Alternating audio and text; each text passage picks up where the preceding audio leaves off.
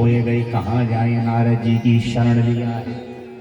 श्री नारद जी ने कहा भैया महिषासुर कौन है? बोले महाराज हम भी नहीं जानती, पाताल से आया है, नाम महिषासुर है, बड़ा बलवान है, गदा चलाने में, त्रिशूल चलाने में है, धनुष बाण चलाने में बड़ा निपुण है महाराज। इतनी लड़ाई लड़ा है कि हम जितने देवता हैं परास्त हो गए, अग्नि जैसे देवता हार गई, यम जैसे देवता हार गए, वरुण कुबेर ये सब हार गए हैं। कहाँ जाएं, क्या करें, किसकी शरण जाएं?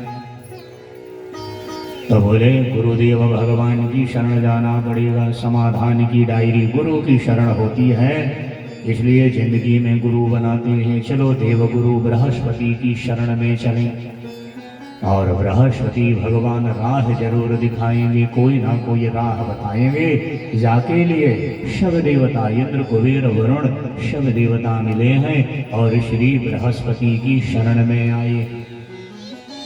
काषाय वस्त्रम करदंड धारिणम तमांडलों पद्मे करीण शंखां चक्रं गदाभूषित भूषाण्यं श्रीपादराजं शरणं प्रापद्ये।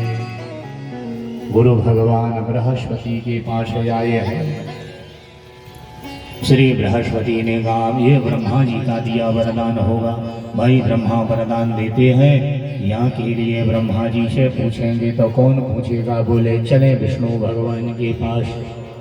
शव देवता मिले हैं और श्री भगवान विष्णु की शरण में आए हैं, रमाकांत भगवान के पास आए हैं और सारी बात बताई है। श्री भगवान नारायण सुने हैं, बोले चलो शंकर भगवान के पास चले। शव देवता मिले हैं, भगवान आशुतोष महादेव की शरण में आए हैं। जिन भगवान महादेव की शरण में आए और सारी बातों को बताया है कि महिषासुर नाम का एक दैत्य आया है, बड़ी लड़ाई लड़ रहा है, कहाँ जाए? तो विष्णु जी के पास से आपके पास आए हैं, अब आप कुछ राह दिखाएं। वंदे देवदमापतिम वंदे शुभजगत कारणम वंदे कनकभूषणम मृगधरम वंदे पशूनापतिम वंदे शूरदशाशांकवहिनयनम वंदे मुकुंद प्रियम चावरम वंदे शिव शंकरा। हे महादेव, समुद्र के जल से जो जहर निकला उसे भी तुमने धारण करके देवताओं को सुख पहुंचाया। जगत में नाम आपका नीलकंठ हुआ, जहर पीने वाले देवता। और जहरीले हाथ को तुमने जमीन में फटकार दिया था, जहर की बिंदुएं नीचे आ गई, 3 पेड़ उग गए जो आज भारत की धरती में दर्शन दे रहे हैं। एक बूंद जहर से अकोने का पेड़ जन्म लिया था, एक बूंद जहर से धतूरा का पेड़ जन्म लिया था, एक बूंद जहर से करवीर माने कनेर का वृक्ष जन्म लिया था। ये 3 प्रकार की लताएं ये वृक्ष प्रगटे। अकोना साधारण नहीं है, ये शिव की जहर की बिंदुओं से प्रकट हुआ। धतूरा का वृक्ष, कनेर का वृक्ष, ये भगवान की जहर की बिंदुओं से प्रकटा। तो हे महादेव, ऐसी विपत्ति सामने आई है, भगवान ने कहा चलो ब्रह्मा के पास। शव देवता आए हैं ब्रह्मा की शरण में, ब्रह्मा को प्रणाम किया है। त्वं ब्रह्माय चतुर्मुखो, हे चतुर्मुखी ब्रह्मा तुम्हें प्रणाम है, नमस्कार है।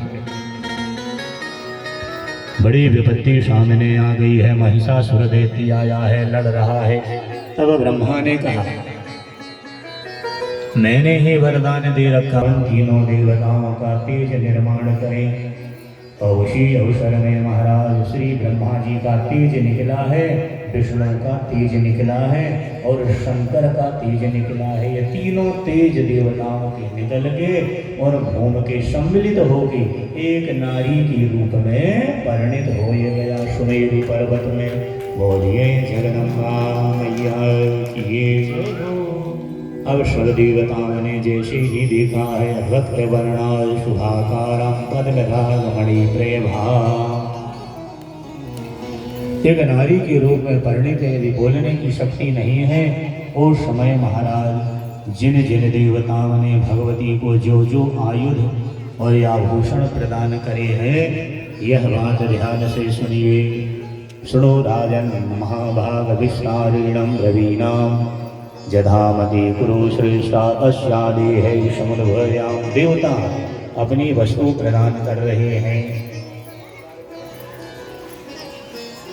और देवता सब अपनी अपनी वस्तु प्रदान कर रहे हैं। श्री व्यास जी महाराज बोले हैं, ध्यान से सुनिए। यह कथा को श्रवण करने से शाभिक्षाएं पूरी हो जाती है। बोलिए जगदम्बा मैया की जय हो।